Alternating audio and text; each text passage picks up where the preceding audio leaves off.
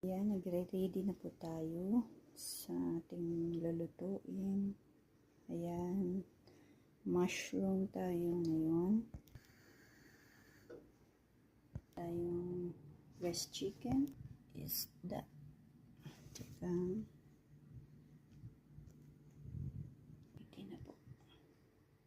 Ready na yung salad natin. Ready na rin yung mashed potato. So, mamaya, mag-steam lang tayo ng carrots, broccoli, at cauliflower, and some little baggy beans.